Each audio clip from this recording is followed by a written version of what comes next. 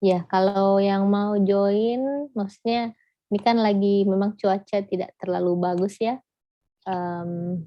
Nggak apa-apa kalau mau off kamera juga boleh. Yang jelas kalian memperhatikan dan mendengarkan penjelasan kuliah eh, tentang fisiologi respirasi pada siang hari ini.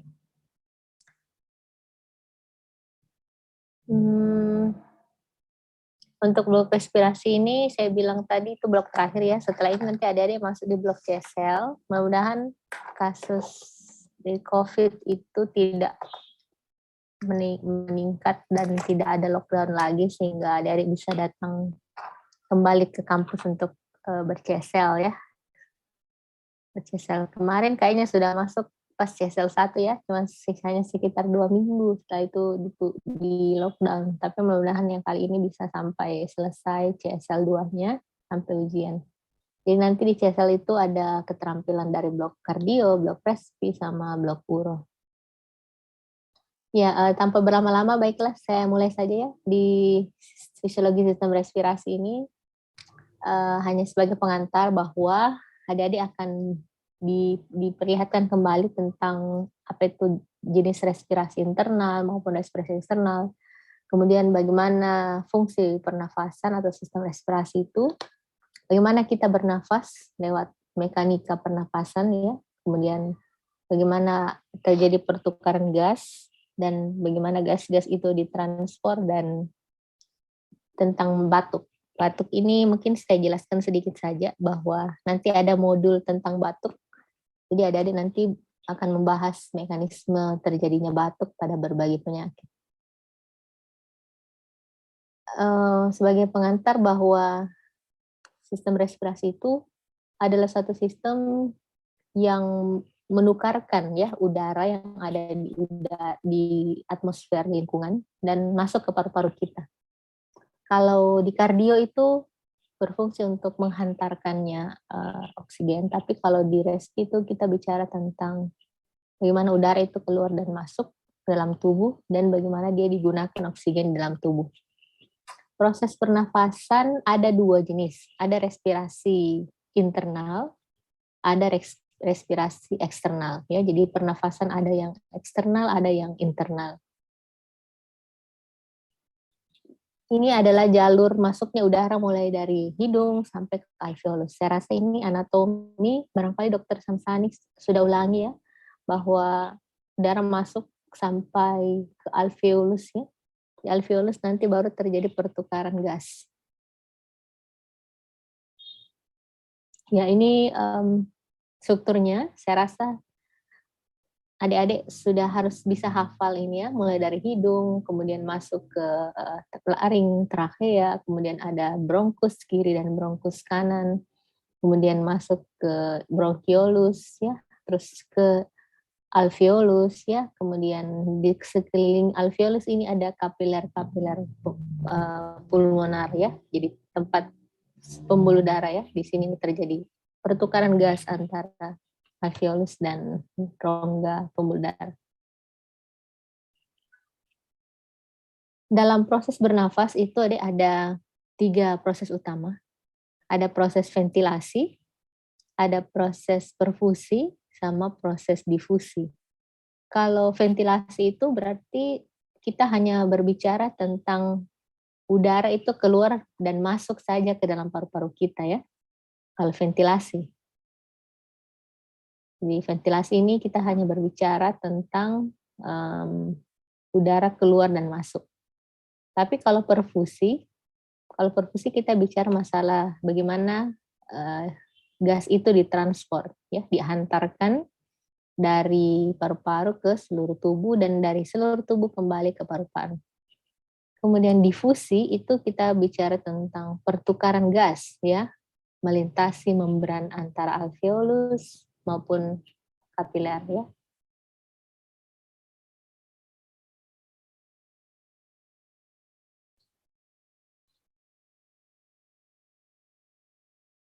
Untuk definisinya apa itu perbedaannya respirasi internal dan eksternal? Kalau respirasi internal berarti prosesnya terjadi di dalam sel. Jadi proses ini biasanya ditandai oleh pertukaran oksigen dan CO2 di dalam sel.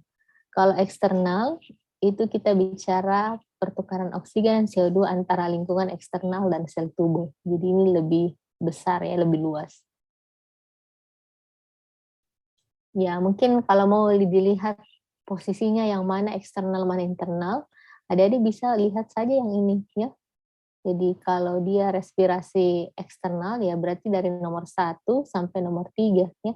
Kalau respirasi internal berarti respirasi yang hanya terjadi di dalam sel ya.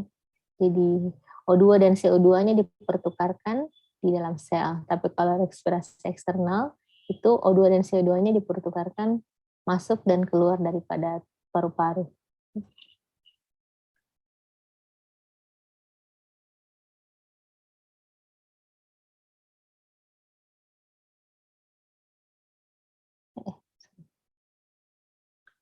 Sistem respirasi atau pernafasan secara umum punya tugas utama. Yang pertama adalah pertukaran gas, ya. Tapi dia punya fungsi-fungsi tambahan. Yang pertama, dia juga berperan dalam keseimbangan asam basa. Bisa juga dia mengatur perubahan temperatur, suhu, dan invasi bakteri patogen. Ya. Kemudian dia bisa membantu kita untuk berbicara, bernyanyi, dan kemudian menghidu atau menghirup bau. Ya. Ini semua fungsi-fungsi yang ada pada sistem respirasi. Kemudian kita ke mekanika pernapasan ya. Mekanika pernapasan. Adik-adik perlu menghafal barangkali 3 tekanan utama yang ada yang terlibat nanti pada saat kita bernafas. Yang pertama itu ada namanya tekanan atmosfer ya. Jadi kalau saya berada di ruangan sekarang ini, tekanan udara yang ada di sekeliling saya itu adalah tekanan atmosfer. Kemudian ada tekanan intraalveolus, disebut juga sebagai tekanan intrapulmonal atau tekanan yang ada dalam paru-paru. Kemudian ada juga tekanan intrapleura atau tekanan intratoraks atau disebut juga tekanan intratoraks. Jadi mekanika bernafasan itu maksudnya adalah udara itu akan masuk dan keluar dari paru-paru itu akan mengikuti gradien tekanan antara alveolus dan atmosfer yang berbalik secara bergantian yang ditimbulkan oleh aktivitas siklik otot pernapasan. Ya. Jadi udara itu bisa keluar masuk karena ada perbedaan gradien tekanan antara atmosfer dengan intrapulmonal. Ya. Jadi kalau tidak ada perbedaan gradien tekanan, ya kita tidak ada mekanika pernafasan ya. Jadi harus ada perbedaan gradien tekanan. Nanti kita coba lihat bagaimana apa yang menyebabkan perbedaan gradien tekanan itu. Ya. Ini definisinya atau penjelasan masing-masing tekanan itu. Jadi tekanan atmosfer adalah biasanya tekanan yang ada di sekeliling kita ya, yang pada ketinggian permukaan laut itu sekitar 760 mm air raksa. Dan akan berkurang seiring dengan penambahan ketinggian di atas permukaan laut. Jadi kalau kita berada di pegunungan, itu tekanan atmosfernya semakin berkurang, ya, semakin turun dari 360. Semakin tinggi kita di puncak gunung, maka tekanan atmosfernya semakin berkurang. Kemudian tekanan intraalveolus itu tekanan yang tekanan pada alveolus yang berhubungan dengan atmosfer melalui saluran nafas. Dan biasanya udara itu akan menuruni gradien tekanan hingga kedua tekanan seimbang. Jadi tekanan alveolus ini adalah disebut juga sebagai tekanan intrapulmonal. Ya. Nah, ada juga tekanan intrapleura. Ini biasanya lebih rendah daripada tekanan atmosfer sekitar 756 mm air raksa. Tekanan ini karena dia berada dalam suatu kafum, ya, kafum tertutup, dan tidak ada hubungan dengan dunia luar, sehingga dia itu biasanya konstan. Ya. Ini terletak dalam suatu kafum pleura, ya, suatu kantung tanpa lubang. Udara tidak dapat masuk atau keluar meskipun terdapat gradien tekanan antara kafum pleura dan sekitarnya. Ya, kalau mau diilustrasikan gambarnya, ya mungkin seperti balon kayak ini ya.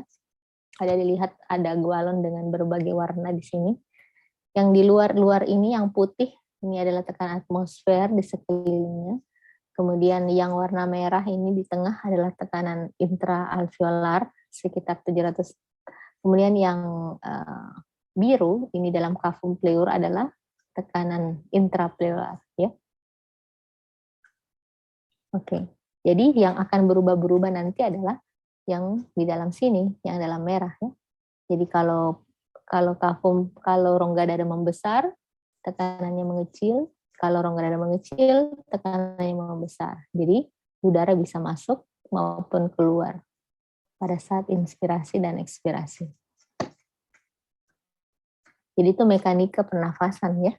Jadi aliran udara itu bisa masuk dan keluar paru terjadi karena ada perubahan siklik tekanan intraalveolar. Jadi misalnya pada saat kita inspirasi, kita tarik nafas, gitu. Maka pada saat kita tarik nafas, tekanan intraalveolus itu akan lebih kecil daripada tekanan atmosfer. Jadi udara itu akan masuk dari luar ke dalam paru, ya. Jadi udara bergerak dari luar ke dalam paru, dari tekanan yang tinggi ke tekanan yang rendah. Pada saat ekspirasi, pada saat kita hembuskan nafas, tekanan intraalveolus di dalam alveolus itu lebih besar daripada tekanan di atmosfer, sehingga udara akan terdorong dari dalam paru keluar. Jadi kita bisa hembuskan nafas, ya. Jadi itu maksudnya mekanika pernafasan, ya. Jadi tekanan intraalveolus ini itu dapat berubah-berubah tergantung dari aktivitas otot pernafasan, ya. Nah, proses ini kalau kalian ingat di pelajaran SMA itu mengikuti tentang hukum Boyle, ya, hukum Boyle. Apa kira-kira bunyinya hukum Boyle ini? Tekanan berbanding terbalik dengan volume. Ya, ketika kita bernafas, ini barangkali dokter anatomi sudah jelaskan ya. Otot-otot pernafasan itu ada otot inspirasi, ada otot ekspirasi, dan ada otot bantu tambahan. Ya. Kalau otot inspirasi adalah misalnya ini ya, inspiration muscle seperti musculus intercosta eksternal, kemudian diafragma ya. Kemudian kalau otot-otot ekspirasi seperti musculus intercosta internal ya, dan perut-perut otot abdomen ya untuk ekspirasi paksa ya, kalau kita mau hembuskan lebih keluar lebih banyak.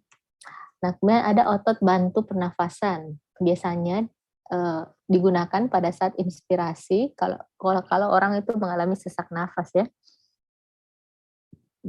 Ini seperti musculus sternocleidomastoideus maupun musculus scalenus ya. Ya, apa itu inspirasi? Jadi inspirasi kalau adik-adik ingat itu adalah proses di mana diafragma itu turun, dia akan mendatar sehingga menyebabkan ukuran rongga dada itu lebih vertikal dan membesar ya. Dan ditandai juga oleh kontraksi otot intercostalis eksterna yang akan mengangkat iga dan sternum sehingga memperbesar rongga dada ukuran depan dan belakang ya. Jadi diafragma akan berkontraksi sehingga dia turun, jadi akan menurun ke bawah. Kemudian intercosta eksterna berkontraksi membesarkan rongga dada ke depan dan ke belakang. Jadi dada itu kalau inspirasi, kalau tarik nafas, pasti akan rongga dada akan membesar, ya. Itu inspirasi. Jadi seperti ini gambarnya ya. Jadi kalau ini biasa ya. Pada saat dia berinspirasi, diafragmanya turun ke bawah, ini rongga dada terangkat ke atas sehingga rongga dada menjadi membesar.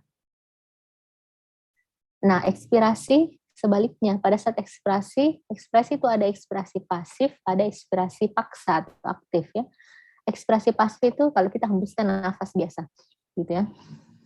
Itu biasanya ditandai oleh diafragma yang relaksasi, jadi dia akan kembali ke posisi semula, sehingga rongga dadanya itu akan mengecil ya. Terus otot-otot intercostalis eksterna akan relaksasi, sehingga rongga dada kembali akan turun jadi mengecil. Kemudian ekspirasi itu bisa kita ekspresi paksa ya, jadi ekspresi hembuskan secara paksa. Biasanya kalau saya rasa mungkin sudah pernah di biomedik ya, ada tes force expiratory volume atau VEF, itu kita suruh hembuskan selama satu detik. Itu kita ekspirasi dengan dibantu oleh kontraksi otot-otot abdomen dan kontraksi otot interkostalis eksterna ya, sehingga ukuran dada itu akan menjadi semakin kecil lagi, sehingga udara akan terdorong keluar. Jadi kayak gini ya. Jadi pada saat kita pada saat ekspirasi, diafragma akan relaksasi, tapi kita bisa paksa dengan kontraksi otot-otot abdomen ya, sehingga rongga dada itu akan mengecil. Nah, apa hubungannya sama tekanan-tekanan tadi? Dokter Ami tadi bilang tekanan, terus tadi bilang juga tentang otot ya, pergerakan rongga dada. Nah, bagaimana hubungannya sebenarnya? Jadi pada saat sebelum inspirasi, tekanan di atmosfer dan dalam intraalveolar itu biasanya sama. 760 di luar, 760 di dalam. Pada saat inspirasi, kita tarik nafas, biasanya rongga dada itu bukan lagi biasanya. Rongga dada pada saat inspirasi pasti akan membesar ya. Ketika terjadi perubahan volume, maka tekanannya biasanya akan lebih rendah ya, menjadi 759. Akibatnya terjadi perbedaan gradien tekanan antara atmosfer dan intraalveolar, sehingga udara itu bisa masuk dari luar ke dalam paru-paru. Pada saat ekspirasi akan terjadi sebaliknya. Nah, rongga dada itu akan mengecil karena terjadi relaksasi diafragma, kemudian bisa dipaksa dengan kontraksi otot interkostalis interna, sehingga tekanan di dalam intraalveolus itu lebih kecil ya, karena volumenya kecil, tekanannya biasanya lebih besar, sehingga menyebabkan udara itu bergerak dari dalam keluar paru-paru. Jadi ini sehingga terjadi ekspirasi. Ya, jadi itulah hukum Boyle ya. Jadi hukum Boyle itu volume itu berbanding terbalik dengan tekanan ya. Jadi kalau suatu rongga itu volumenya besar, ya biasanya tekanannya kecil. Tapi kalau suatu rongga volumenya kecil, biasanya tekanannya besar. Oke, sampai di sini ada yang mau ditanya deh? Paham ya tentang mekanika pernafasan ya?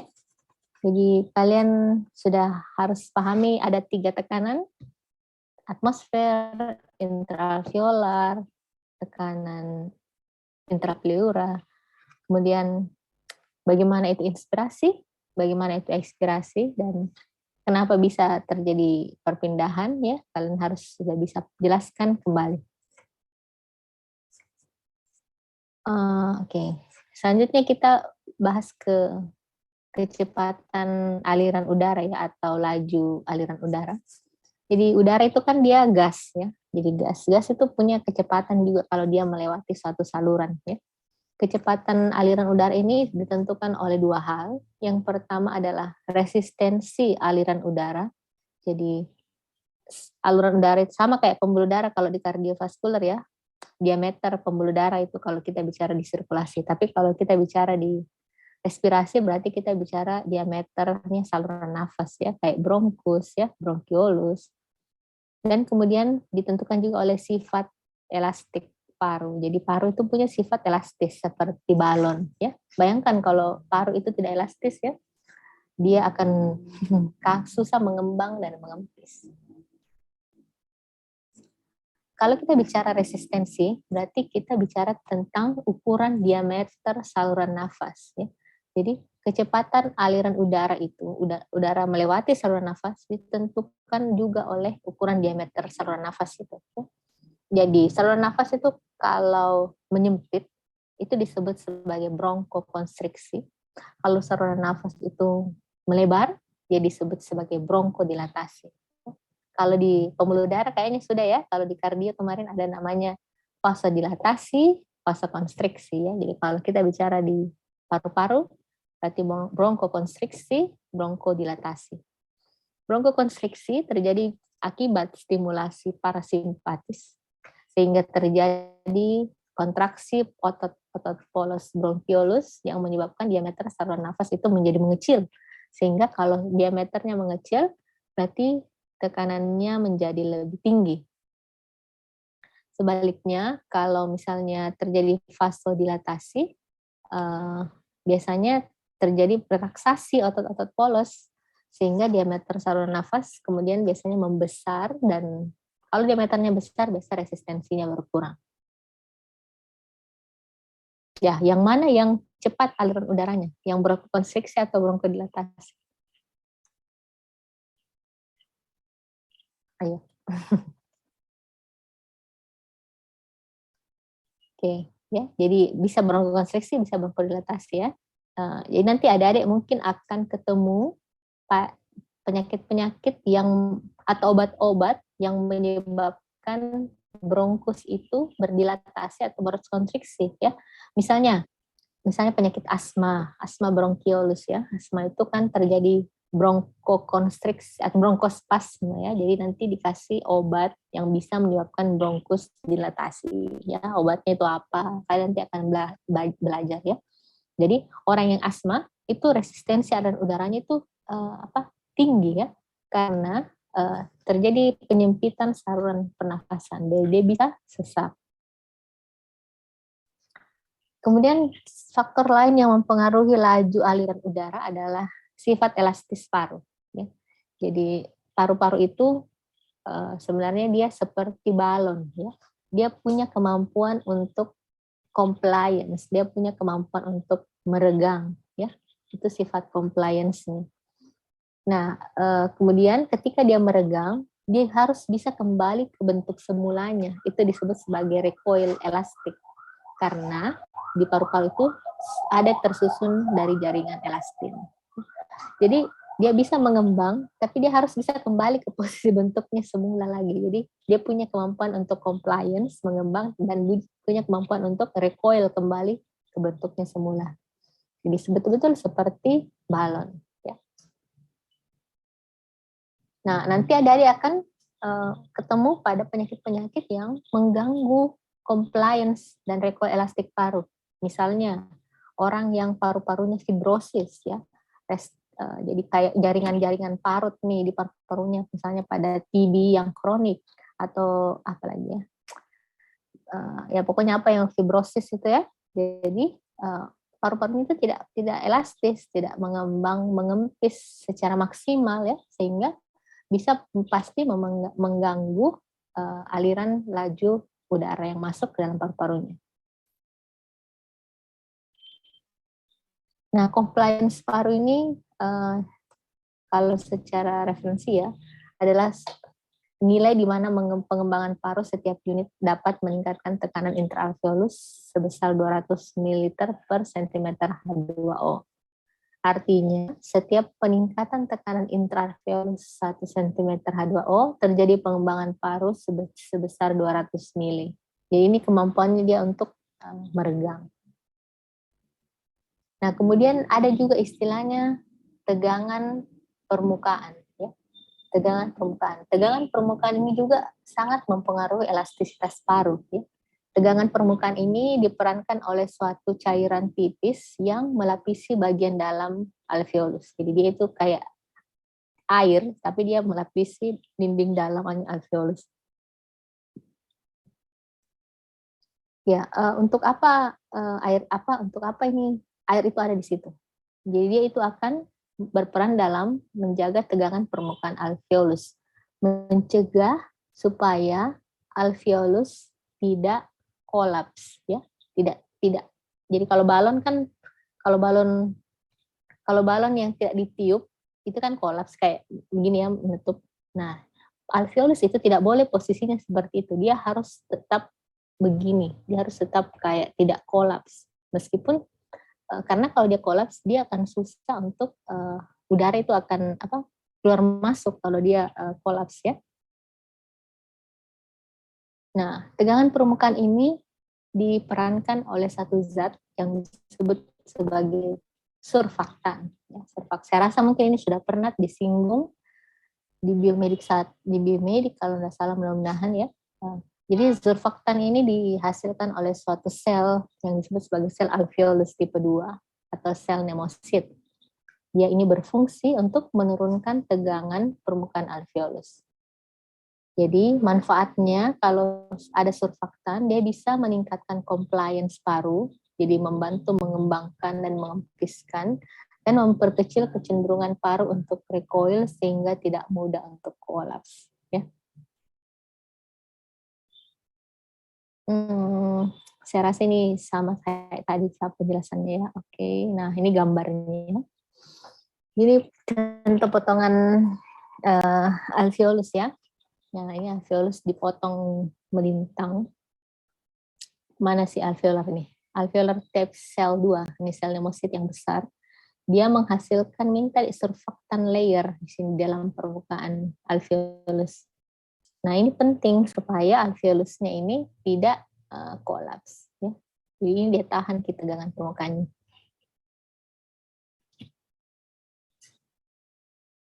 Kalau kita bicara tentang tegangan permukaan, nah ini kita mengait-ngaitkannya dengan hukum Laplace ya. Jadi di sini bunyinya hukum ini bahwa tekanan yang ke arah dalam yang cenderung menyebabkan alveolus kolaps atau P tadi itu berbanding lurus dengan tegangan permukaan T dan berbanding terbalik dengan jari-jari atau R ya. Jadi tekanan untuk kolaps itu berbanding terbalik dengan jari-jari ya. Jadi tegangan untuk kolaps itu berbanding terbalik dengan jari-jari. Jadi makin kecil alveolus, biasanya diameternya itu makin kecil dan semakin besar kemungkinannya untuk kolaps pada tegangan yang sama. Oleh karena itu, surfaktan perlu untuk menurunkan tegangan permukaan sehingga mencegah terjadinya kolaps. Ya. Jadi biasanya itu kalau nanti mungkin belajar di penyakit pada bayi ya, ada bayi yang baru lahir, bayi prematur itu, dia ada kadang kalau dia lahir dengan tidak cukup umur, biasanya surfaktan yang diproduksinya itu belum maksimal. Sehingga ketika bayi prematur itu sangat besar resikonya dia untuk mengalami kolaps alveolusnya. Karena tadi surfaktannya belum maksimal, diameter alveolusnya kecil, sehingga sangat riskan terjadi kolapsnya alveolus. Nah, kolapsnya alveolus pada bayi-bayi prematur inilah yang kadang menimbulkan namanya ARDS, ya akut respiratory distress syndrome pada bayi baru lahir. Nanti mungkin akan dibahas ya mungkin barangkali di respi atau di trauma, kalau saya menjelas nanti seperti itu konsepnya. Jadi semakin kecil itu alveolus, memang semakin besar risikonya dia untuk kolaps. Oleh karena itu surfaktan memang harus ada. Makanya bayi prematur, kalau bayi-bayi itu lahir prematur, memang sangat disarankan itu lahir di tempat atau rumah sakit yang menyediakan fasilitas ICU untuk bayi baru lahir atau NICU ya, karena resiko untuk dia mengalami ARDS atau respiratory distress syndrome karena kolaps alveolus itu sangat besar. Ya ini barangkali ilustrasi gambar hukum Laplace tadi ya. Jadi dua alveolus ini ada diameter yang besar, ada diameter yang kecil ya. Semakin kecil diameter ini cenderung biasanya dia mudah kolaps. Ya, oleh karena itu ada tegangan permukaan yang menjaga supaya dia tidak kolaps atau ini surface tension.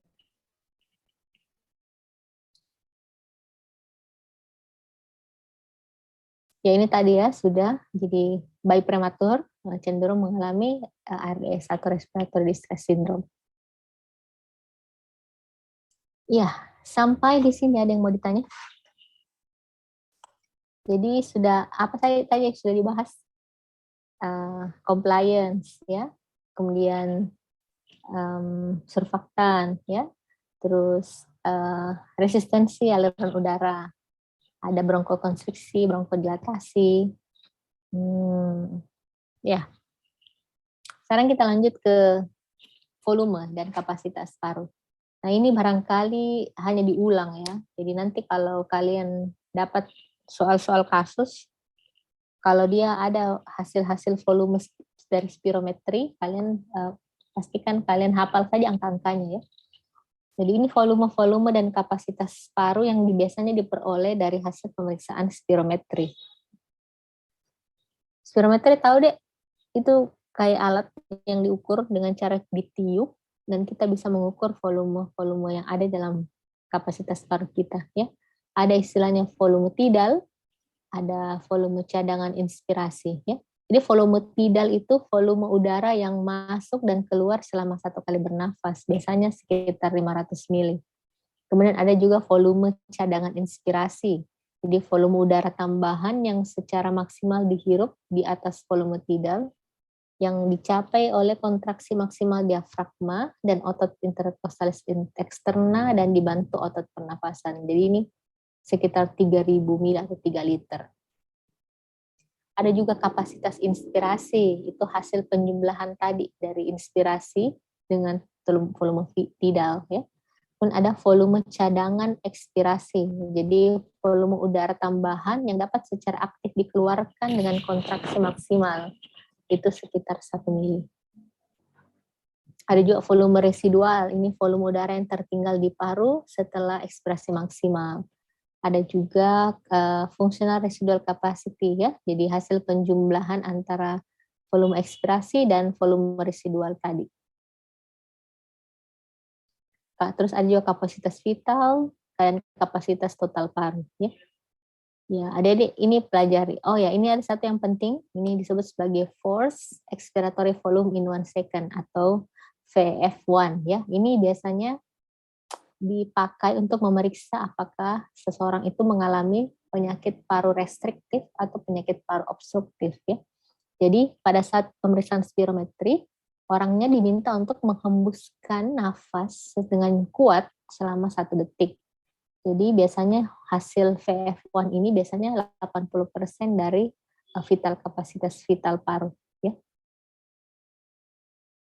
Ya, kalau mau digambarkan ya bisa mungkin seperti ini ya, kalian lihat gambarnya.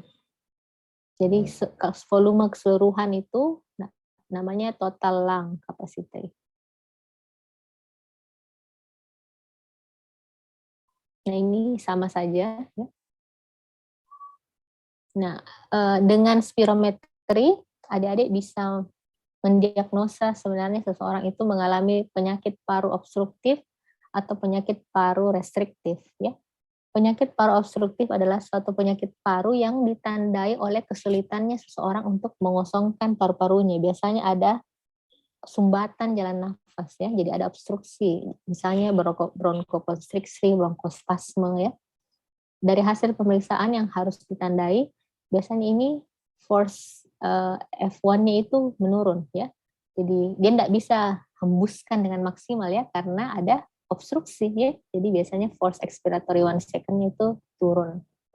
Sehingga kalau dia mau dibagi dengan vital kapasitas vital, dia akan kurang dari 80%.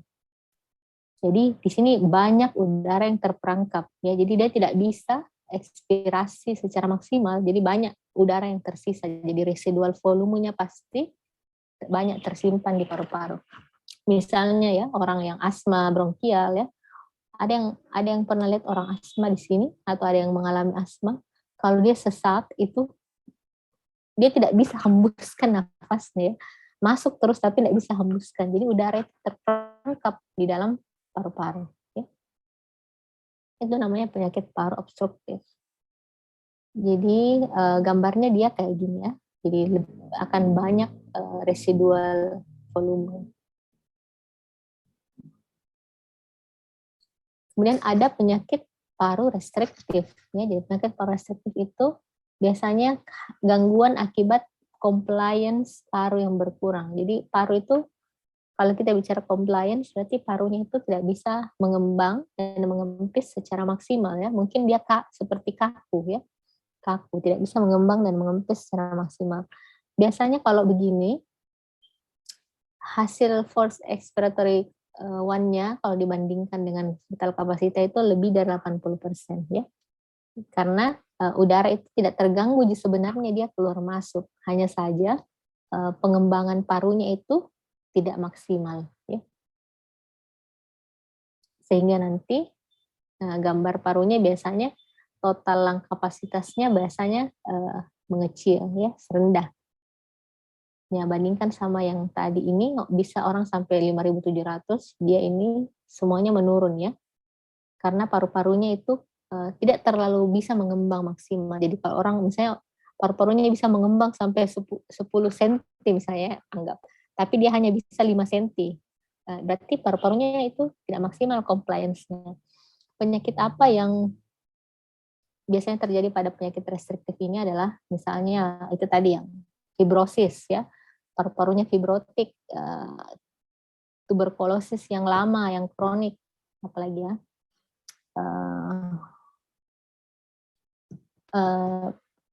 ya psikiatrik mungkin, pneumonia juga ya, terus semua yang mengganggu pengembangan paru. Ya, jadi tadi saya bisa dari slide yang sebelumnya ini membahas tentang berbagai jenis volume dalam spirometri, dan perbedaannya antara penyakit paru restriktif dan penyakit paru obstruktif ya. Yaitu tadi baru ventilasi. Sekarang kita masuk ke jam berapa ini? Ke pertukaran gas ya. Ya, kalau udara itu sudah masuk dalam cairan alveolus, maka udara itu akan ditukarkan ya antara alveolus dengan pembuluh darah yang ada di sekeliling alveolus.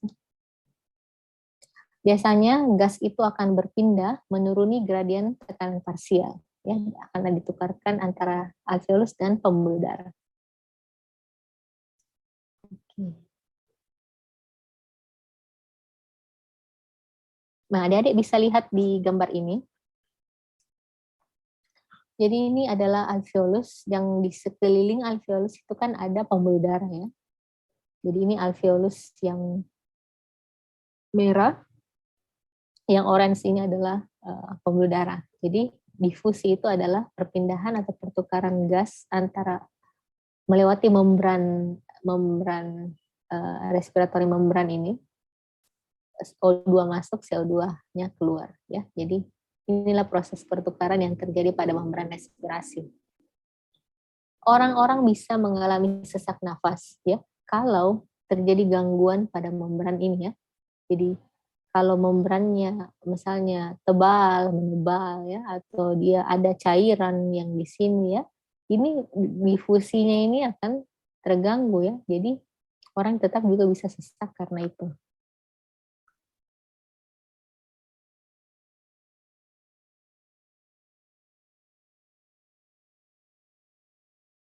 Ya, ketika oksigen itu masuk, biasanya oksigen akan masuk ke alveolus, yang menyebabkan di alveolus itu akan memiliki tekanan oksigen yang lebih tinggi dibandingkan dengan pembuluh darah yang ada sekelilingnya ya.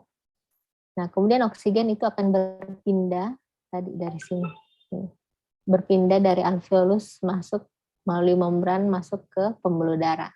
Sesampainya di pembuluh darah, oksigen itu akan dihantarkan lewat sirkulasi. 98% oksigen akan berikatan dengan eritrosit, membentuk oksihemoglobin. Hanya 2% oksigen itu larut di dalam darah. Oleh karena itu, kalau kita, mungkin ada yang pernah punya oximeter atau oximeter yang lagi marak dibeli pas zaman-zamannya COVID tuh, yang 98 derajat, 98%, berapa persen itu membaca kadar oksigen yang terikat di dalam sirkulasi kita ya. Jadi memang 98% itu oksigen itu terikat di dalam eritrosit untuk dihantarkan ke sel. Sementara kalau CO2 itu biasanya CO2 itu kadarnya itu lebih tinggi di jaringan ya, atau di selnya dibandingkan di dalam sirkulasi. Jadi ketika oksigen dalam darah berdifusi ke jaringan, maka CO2 di jaringan itu akan masuk ke darah. Jadi dia akan bertukar. Nah, CO2 itu nanti kalau sampai di dalam pembuluh darah, dia kan mau dikembalikan ke paru-paru untuk dibuang kan. Nah, di dalam CO2 ini kalau dalam sirkulasi dia sebagian besar itu 70% diubah menjadi bentuk ion bikarbonat. 20% CO2 terikat oleh Hb dan 10% lainnya larut dalam plasma. Ya.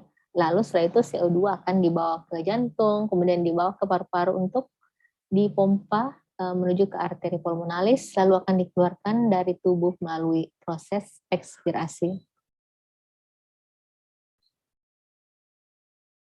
Nah, di manakah terjadi pertukaran O2 dan C2? Ada dua tempat. Ya. Pertama adalah pertukaran O2 CO2 itu terjadi di dalam alveolus, ya, dalam alveolus. Jadi di dalam alveolus itu O2 berpindah masuk ke dalam sirkulasi, CO2 dibuang untuk dihembuskan lewat ekspirasi. Tempat pertukaran kedua terjadi di jaringan atau di sel, ya, di mana di sini O2 yang tadi ini yang jalan nih dari ini menuju ke sel, dia akan masuk ke dalam sel untuk dipakai oleh sel, kemudian CO2 yang dihasil produksi sel akan dimasukkan kembali ke sirkulasi dalam bentuk bikarbonat, ya, baru dia akan dihantarkan nih keluar untuk dibuang ke sini. Paham ya? Sederhana Ji, maksudnya ini. Nah, jadi kalian bisa, jadi tadi yang B ini, proses B inilah yang disebut sebagai respirasi internal, ya, yang proses pertukaran O2 dan CO2 yang ada terjadi di sel. Oke, jadi akan erat kaitannya sirkulasi sama pernafasan. Aliran darah sangat erat kaitannya dengan pernafasan. Orang yang mengalami shock itu berarti apa ya? Keluar darah banyak ya. Itu berarti bisa saja dia mengalami sesak ya, karena jumlah darah yang sampai ke sel target itu berkurang. Oleh karena itu memang sirkulasi dengan respirasi itu memang saling berkaitan. Itu tadi difusi ya, difusi itu berarti pertukaran dan perpindahan gas. Sekarang transpornya, penghantarannya. Sama di slide sebelumnya bahwa oksigen itu kalau ditransport ke seluruh tubuh itu dia pakai mobil. Mobilnya itu adalah eritrosit atau Hb, ya, dia membentuk oksihemoglobin. Kemudian hanya sedikit yang larut dalam plasma. Ikatan oksigen dengan hemoglobin ini itu sangat mudah lepas, ya. Oke, ini kita next. Ya, ikatan oksigen dan hemoglobin itu nanti akan membentuk saturasi hemoglobin, ya. Jadi ini yang biasanya kita periksa pakai oximeter, ya. Jadi kalau kita pakai oximeter itu yang terbaca sebenarnya tekanan saturasi hemoglobin kita, ya. Normalnya kan 98, 95, 99%, ya. Nah, itu berarti oksigen kita itu cukup di dalam tubuh. Jadi orang-orang yang mengalami tadi yang COVID, ya. Jadi kenapa COVID itu bisa saturasi oksigennya turun? Karena apa? Terjadi gangguan pada saat proses difusi, ya. Difusi. Jadi oksigennya itu tidak bisa berpindah masuk ke dalam sirkulasi, sehingga yang terikat pasti sedikit, sehingga saturasi ini bisa berkurang dan orang itu akan sesak, ya. Kemudian sebaliknya darah vena yang kembali dari jaringan ke paru-paru itu biasanya saturasinya 75%, ya, karena sebagian besar di sini tekanan parsial oksigennya itu lebih rendah. Ini hanya grafik yang memperlihatkan hubungan antara saturasi hemoglobin dengan tekanan parsial oksigen, ya. Jadi biasanya kalau darah yang kembali dari jaringan atau darah vena biasanya saturasi oksigennya itu tidak terlalu tinggi, tapi darah yang baru dari paru-paru biasanya saturasi oksigennya sangat tinggi, ya, karena tekanan parsialnya memang lebih besar. Tekanan parsial oksigennya lebih besar. Ya, ini gambar sebenarnya sama aja dengan penjelasan tadi, ya. Jadi oksigen kalau mau sampai ke jaringan atau sel itu dia lewat mobil mobil HB yang membentuk oksigen hemoglobin, atau juga ada yang larut ya. Kemudian oke, ini kurva disosiasi. Nah, ini yang disebut sebagai kurva disosiasi ya. Kurva disosiasi itu adalah kurva yang ini. Yang merah ya. Ini barangkali biokimia, sudah jelaskan, sudah masuk biokimia. Siapa dosen biokimia tak nanti? Belum. Dokter Ufa ya? Nah, mungkin dia akan jelaskan tentang kurva disosiasi juga. Jadi kurva itu akan bergeser ya, bergeser ke arah tergantung kondisi-kondisi tertentu. Dia akan bergeser ke kanan kalau darah menjadi sedikit asam, atau dia akan bergeser ke kiri kalau pH-nya menjadi sedikit basa, atau ada perubahan kadar CO2 atau ada peningkatan suhu tubuh. Biasanya itu juga dia akan menggeserkan kurva disosiasi. Atau ada peningkatan senyawa 2,3 di fosfogliserat ya. Biasanya ini terjadi pada saat keadaan hipoksia atau keadaan kurang oksigen.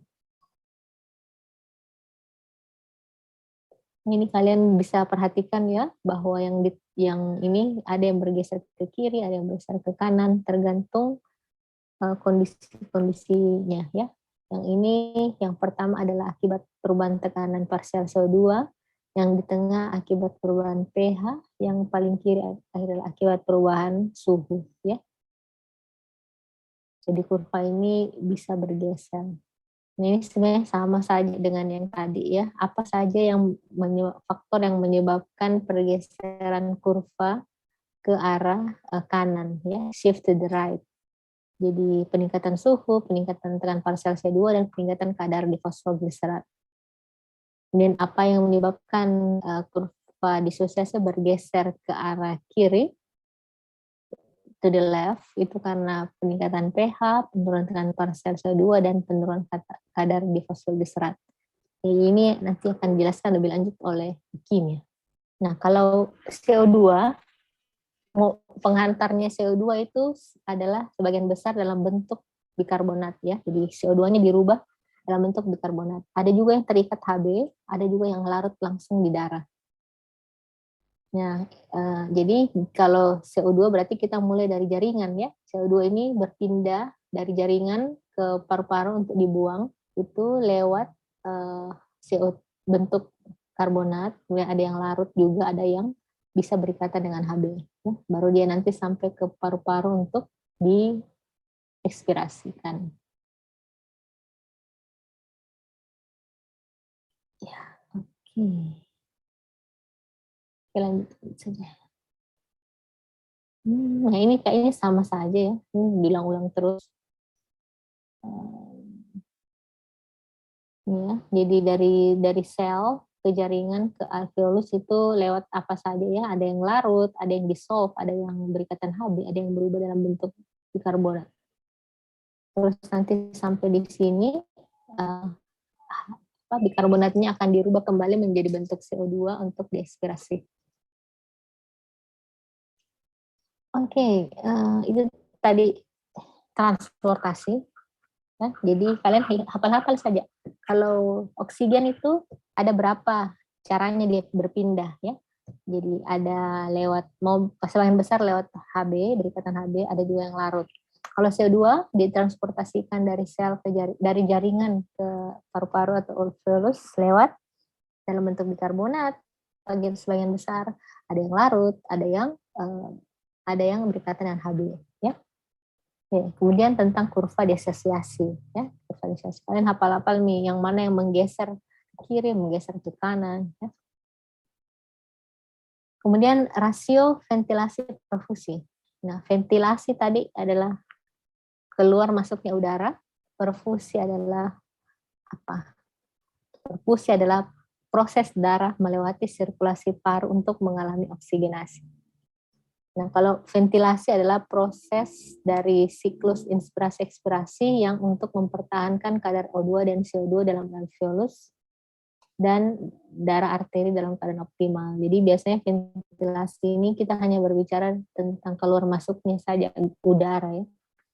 Kalau perfusi itu prosesnya itu darah melewati sirkulasi paru untuk mengalami oksigenasi. Kemudian ada rasionya, jadi bisa dibandingkan antara ventilasi dibagi dengan perfusi.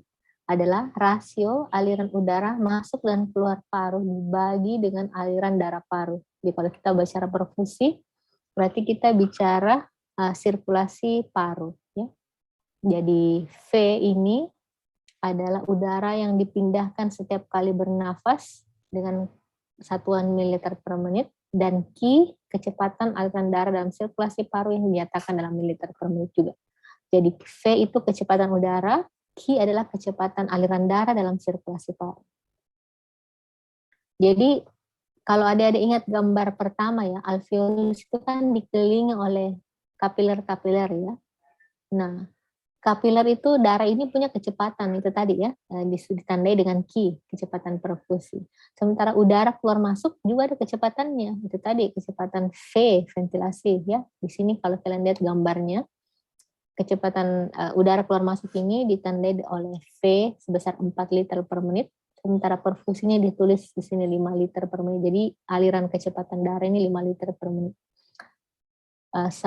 Idealnya setiap alveolus di paru-paru itu menerima jumlah ventilasi dan aliran darah kapiler paru yang sama. Pada kenyataannya, rata-rata ventilasi alveoli normal itu 4 liter per menit, sementara perfusi itu lebih cepat sedikit, 5 liter per menit. Sehingga untuk rasionya, kalau mau dibandingkan antara dua kecepatan ini, dia akan bernilai 4/5 atau 0,8. Ya. Kenapa ini penting? Kita coba lihat. Jadi meskipun secara keseluruhan rasio V dan V per Q itu sekitar 0,8, cuma rasio ini akan bervariasi tajam di seluruh paru ya. Dalam individu normal, kalau kita dalam posisi tegak, lurus duduk begini, alveoli di bagian atas atau di bagian apex paru itu akan menerima jumlah ventilasi dan aliran darah yang lebih kecil. Jadi kalau di bagian apex ya, kalau kita tegak, akibatnya rasio V per Q-nya di area apex itu akan lebih tinggi dari 0,8 ya, karena V-nya itu V-nya lebih tinggi dibandingkan dengan Q-nya ya, sehingga rasionya lebih dari 0,8. Sementara di daerah basal, di bagian bawah paru ini biasanya ventilasi alveolar akan meningkat dan aliran darah juga meningkat. Karena aliran darah tergantung gravitasi. Oleh karena itu, rasio daerah bagian basal paru biasanya lebih rendah daripada 0,8 ya. Jadi inilah mungkin grafiknya ya. Jadi kalau di lung atau bagian basal paru ventilasi lebih tinggi dibandingkan daripada apex, sementara untuk ini rasionya ya. Jadi blood flow dari bagian basal juga lebih tinggi daripada bagian apex, sehingga kalau mau dibagi dia akan berbeda sedikit rasio V per Q-nya pada apex dan bagian basal paru. Oke. Ya, konsep ini saya perkenalkan ke adik-adik ya, karena ini bisa menjelaskan kenapa ketika kita berlari atau kita lagi berolahraga ya, ada yang sedang berolahraga di sini, berlari, itu aliran darah itu akan menjadi sangat cepat ya, lebih barangkali ya. Kadang kita ngos-ngosan ya. Karena kecepatan ini lebih cepat daripada aliran laju ventilasi ya. Sehingga kadang kita kalau tidak terbiasa, kapasitas paru kita tidak terbiasa dengan olahraga, maka orang yang lari cepat tapi tidak, kadang itu dia akan ngos-ngosan karena ini lebih cepat di ininya dibandingkan dengan alveolarnya. Karena untuk bisa berdifusi ini butuh waktu ya. Di sini kan oksigen dan CO2 mau baku tukar nih. Kalau terlalu cepat ini, karena belum bertukar lewat lagi mobilnya ya. Ini kan harusnya di sini Oksigen pindah ke mobil, oksigen pindah ke mobil HB. Oksigen. Tapi kalau ini terlalu cepat, ini jalan mobil, ini belum berpindah semuanya, sudah jalan lagi mobilnya. Oleh karena itu kadang kalau kalau kita ceritanya fisiologinya, kalau kita olahraga lari-lari begitu baru kita kadang kita ngos-ngosan karena kondisi demikian. Jadi memang ini prinsip itu yang mau dijelaskan di dalam konsep ini. Ya.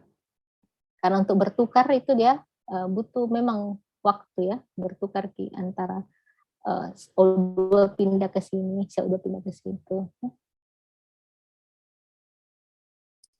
Oke. Habis yang fisiologisnya, kita masuk ke batuk.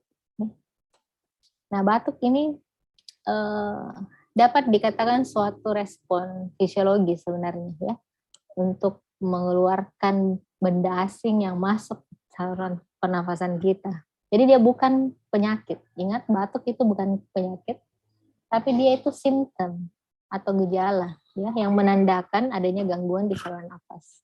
Tapi kalau batuk itu berlebihan, maka dia akan mengganggu dan dia bisa disebabkan oleh banyak hal. Ya. Jadi batuk diawali dengan perangsangan pada suatu reseptor batuk yang disebut sebagai yang terletak di dalam maupun di luar rongga toraks ya. Jadi bisa ada serabut saraf non mielin yang terletak dalam saluran pernafasan yang memicu batuk.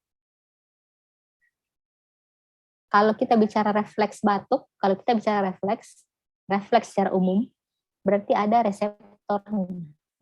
Ada reseptornya, ada serabut aferennya, ada pusatnya, kemudian ada saraf eferen dan efektornya ya. Sama kayak kalau kita refleks tendon ya, refleks tendon berarti ada eferennya, ada reseptornya, reseptor tendonnya, ada saraf aferen, eferen dan efektor. Ya. Begitu pula kalau refleks batuk. Jadi batuk itu biasanya distimulasi oleh banyak hal ya, bisa karena mekanik, bisa karena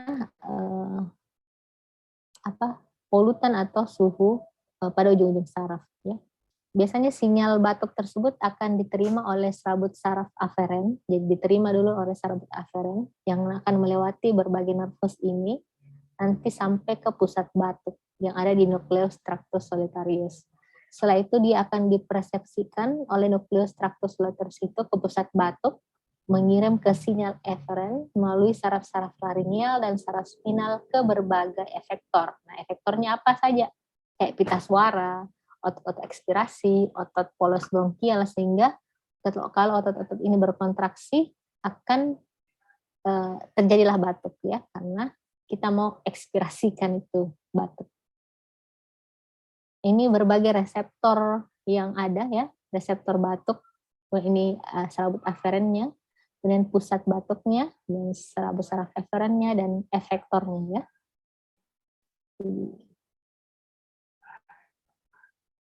Nah, untuk mekanismenya Adik bisa lihat di gambar ya. Jadi kalau ada perangsangan pada reseptor batuk tadi, maka akan terjadilah stimulasi refleks batuk. Nah, batuknya itu timbul ketika terjadi peningkatan tekanan dan epiglottis akan terbuka sehingga terjadilah ekspulsi. Oh ya, saya ingat ini kayaknya sudah pernah juga dijelaskan di BMD ya, kalau tidak salah, tentang batuk oleh Dokter Saldi ya kan, kali kalau tidak salah. Jadi memang ini batuk sudah pernah kalian dapatkan di penyakit di BMD kalau tidak salah ya. Nah, nanti ini kalian akan pakai lagi teori-teori ini untuk menjelaskan berbagai penyakit di respirasi yang menyebabkan batuk ya. Jadi akan tidak boleh dilupa BMD-nya itu ya. Apa saja yang menyebabkan batuk sih, bisa penyakit-penyakit apa ya. Oke, saya rasa itu saja yang saya mau sampaikan. Sebenarnya bisa juga kalian elaborasi lagi ya, cari-cari. Kalau di respirasi itu gejala umumnya adalah kalau orang mengalami penyakit gangguan respirasi itu pertama batuk, ya. Jadi kalian harus bisa menjelaskan batuk. Kedua itu sesak. Kalian harus bisa menjelaskan kenapa bisa orang sesak. Kalau kalian sudah bisa jelaskan itu, kalian sudah siap masuk PBL. Kemudian apalagi kalau gejala-gejala di respi. Misalnya beringus, pilek. Kenapa orang bisa rhinorrhea, ingusan beda. Beringus ya. Kemudian bersin, ya itu kan gangguan-gangguan respirasi semua. Coba cari-cari kalau ada waktu-waktu belajar mandirinya, cari-cari tuh gejala-gejala itu kenapa bisa terjadi ya. Nah langsung nih bisa muncul kemungkinan penyakitnya apa saja ya. Penyakit respirasi itu banyak sekali ya. ISPA penyakit infeksi saluran nafas atas adalah satu penyakit yang commonly sering kalian pasti akan dapat kalau jadi dokter, yakin dan percaya saya ya. Faringitis, laringitis, tonsilitis itu sering sekali. Kemudian kayak flu, influenza itu kan semua penyakit-penyakit respirasi ya. Oke, ada yang mau ditanyakan?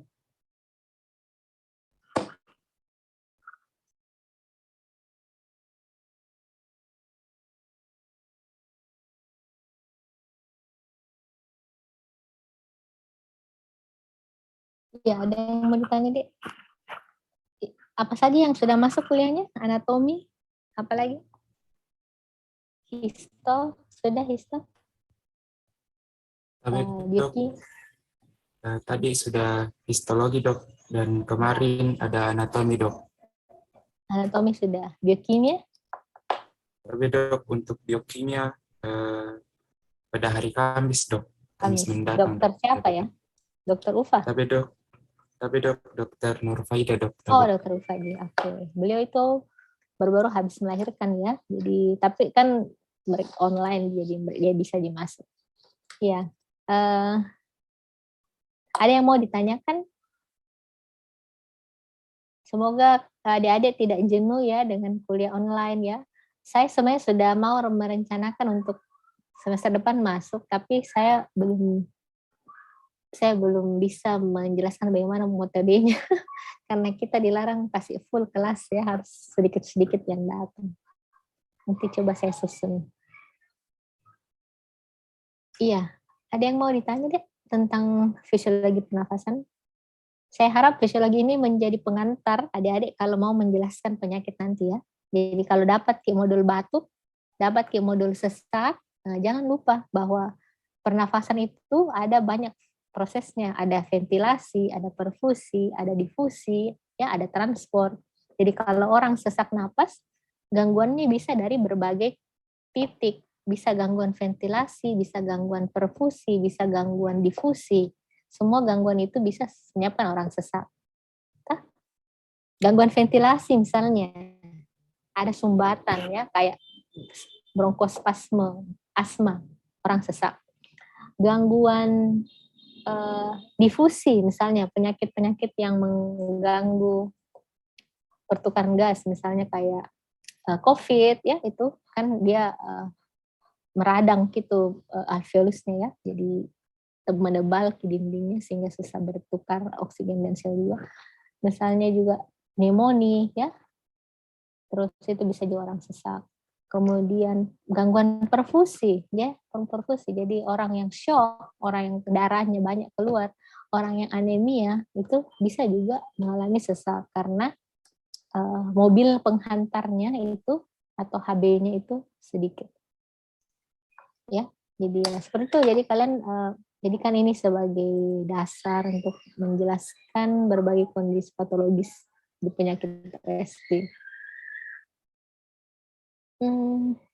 Oke, ada yang mau ditanya?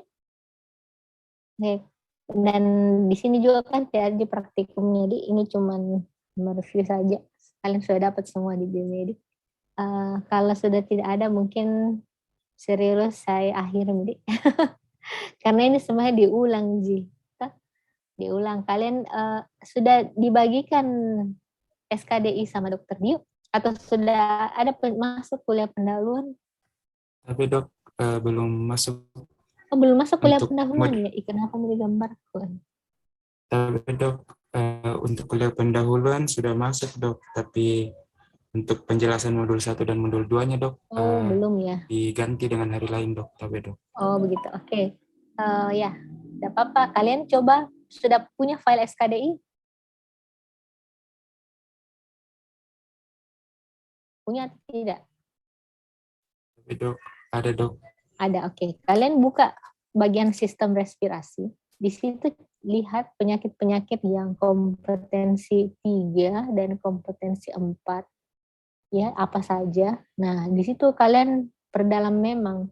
Jadi, jangan tunggu dosennya harus masuk topik itu baru kalian mau baca itu penyakit. Tidak. Ya, jadi misalnya tentang COVID ya, ada select jadwal ada COVID. Ya, jangan tunggu dokter Zakaria masuk COVID baru mau ke belajar COVID. Tidak, baca memang ya. Misalnya tentang TB. TB itu pasti banyak sekali soalnya naik. Baca memang sebelum dosennya masuk ya. Sehingga kalian tidak akan keteteran kalau mau ujian final maupun remedial ya. Jadi sudah dicicil memang materinya. Nanti PBL pada saat tutor itu sisa mengelaborasi lagi, mencari informasi tambahan dari hasil diskusi bersama teman-teman ya. Jadi sebenarnya proses PBL itu adalah proses belajar aktif ya, supaya kalian saling sharing apa hasil yang kalian baca masing-masing referensi di rumah. Oke, jadi respi itu cukup banyak yang penyakit kompetensi 3-4-nya, terutama yang ISPA. ISPA itu banyak sekali, kayak penyakit-penyakit laringitis, tonsilitis, faringitis, sinusitis, semua yang itis-itis, ya, itu banyak. Nah, jadi baca-baca memang sebelumnya ya. Oke, kalau sudah tidak ada mungkin saya akhiri kuliah saya siang ini. Adik-adik bisa istirahat sambil nanti malam belajar-belajar mandiri ya, baca-baca dan mengulang kembali materi kemarin. Semoga adik-adik tetap sehat, tetap semangat, dan insya Allah kita akan ketemu di kampus pada saat CSL 2 di bulan Januari, Dik. Jadi kita ber-CSL lagi, supaya bukan di CSL online. CSL online kalian tidak bisa apa-apa kalau CSL online, kalian susah membayangkan keterampilannya mau bagaimana. Jadi mungkin demikian deh untuk kuliah saya siang ini. Saya akhiri dengan ucapan billahi taufiq wal hidayah. Wassalamualaikum warahmatullahi wabarakatuh. Assalamualaikum warahmatullahi wabarakatuh. Tapi dok, terima kasih banyak Iya, dok. makasih deh.